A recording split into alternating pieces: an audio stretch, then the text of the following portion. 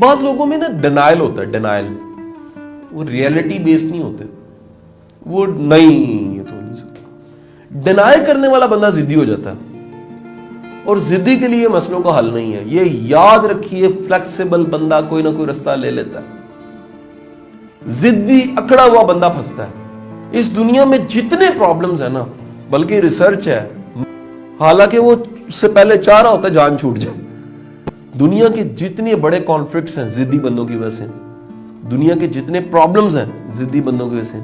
سٹبن نہیں ہونا کبھی بھی, فلیکسیبل, لچک, راستہ لے لینا, جھک جانا. بلکہ میں جملہ اکثر یہ بولتا ہوں کہ زندگی میں آگے بڑھنے کے لیے آپ کو ہر دروازہ کھلا ہوا نہیں ملے گا. پہلی بات, کچھ دروازے کھلے ہوئے ملیں گے لیکن جھک کے گزرنا پڑے گا. تو یہاں کے مسئلہ شروع ہو جاتا ہے. بندہ کہتا ہے میں کیسے جھک کے گزروں. یہی کمال ہے کہ آپ نے یہاں سے جھکنا ہے اور گزر جانا. کتنی دنیا ذرا سوچیں, ایک دروازہ ہے جو جھک کے گزرنے والا, اور باہر کھڑی ہوئی ایسے کر کے انتظار کر رہی, کہندی جی دیکھو نا جی ساڈے سائز دا نہیں ہے گا, اے ہوندا بڑا تے پھر ملنگدا. اچھا ایک سیانا آئے گا, وہ یوں کرے گا, وہ گزر جائے گا, وہ کہے گا یار ایک بار جھکنے میں حرج کیا ہے.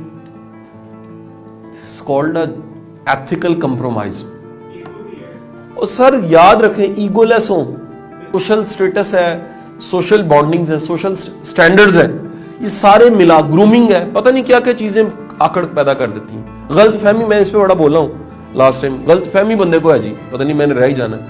تو میرا ماننا یہ ہے کہ سر آپ کہیں نہ کہیں آگے بڑھنے کے لیے, سولوشن کی طرف جانے کے لیے آپ کو کچھ نہ کچھ چیزیں مائنس پلس کرنی پڑتی ہیں.